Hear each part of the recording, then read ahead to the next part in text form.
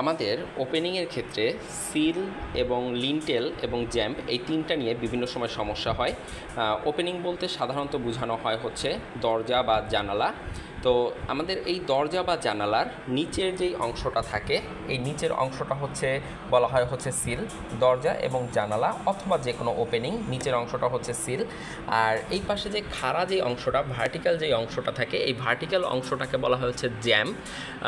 এটা দরজার ক্ষেত্রে এবং জানালার ক্ষেত্রেও। জানালাতে জ্যাম্পে তো তেমন কিছু থাকে না, বাট আমাদের দরজার জ্যাম্পের সাথে হচ্ছে আমাদের দরজার যে ফ্রেম বা চৌকাঠ আছে সেটা লাগানো থাকে। আর ওপরে আমাদের দরজা বা জানালার ওপরের যে অংশটা আছে সেই ওপরে একটা ঢালাই করা হয়, চিকন একটা ঢালাই করা হয়, সেই ঢালাইটাকে বলা হয় হচ্ছে লিন্টেল। এই লিন্টেলটা সাধারণত এখন কন্টিনিউয়াস লিন্টেল হয়, আর আগের সাধারণত আলাদা আলাদাভাবে প্রত্যেকটা ওপেনিংয়ের ওপরে লিন্টেল দেওয়া হতো। আর লিন্টেলে বিয়ারিং হয় হচ্ছে আপনার দুই পাশ মিলে